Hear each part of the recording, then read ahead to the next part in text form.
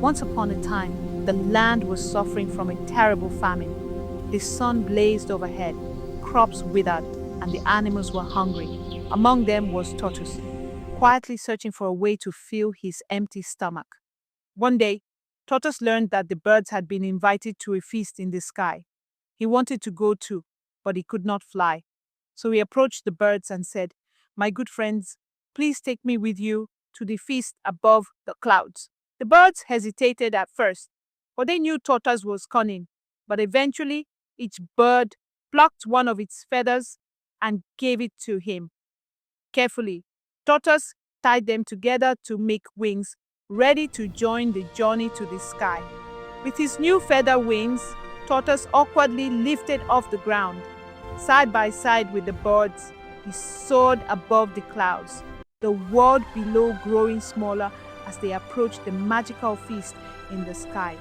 When they arrived, the sky people welcomed them warmly. Large pots of pounded yam, soups, fruits, and delicious treats were spread before them. Before the feast could begin, the sky people asked, "Who is your leader?" Without hesitation, Tortoise stepped forward, standing proudly with his colorful feather wings spread behind him. "I I am," am. he declared.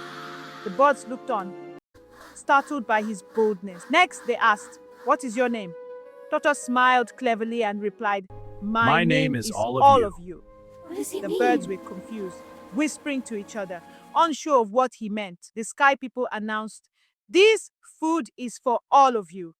Immediately, Tortoise shouted, "They said it is for all of you, and that is my name."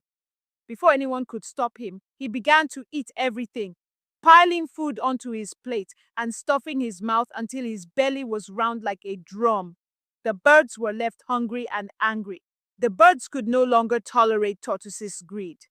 One by one, they collected back their feathers. Tortoise begged and apologized, but they refused to give them back.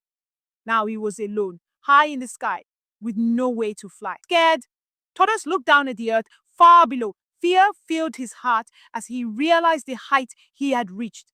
The clouds swirled around him, and the world seemed vast and dangerous.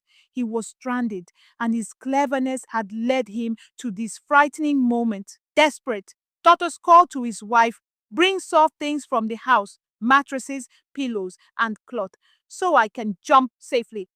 But the birds, still angry, flew down ahead of her and whispered lies. Believing them, she gathered all the hard objects, stones, mortars, and pestles, and spread them across the ground. Thinking the ground was soft, Tortoise jumped. He fell swiftly through the air. Panic on his face, wings gone, stomach still full, he crashed onto the hard objects below with a tremendous crash. His shell broke into many pieces, scattering across the ground. The villagers carefully gathered the broken pieces of Tortoise's shell and glued them back together. From that day on, the cracks remained, a permanent reminder that greed and trickery can have consequences. And that is why Tortoise's shell remains cracked to this day, a lesson he would never forget. And that's the end of our story for today. What did you learn from today's story? See you in the next story time.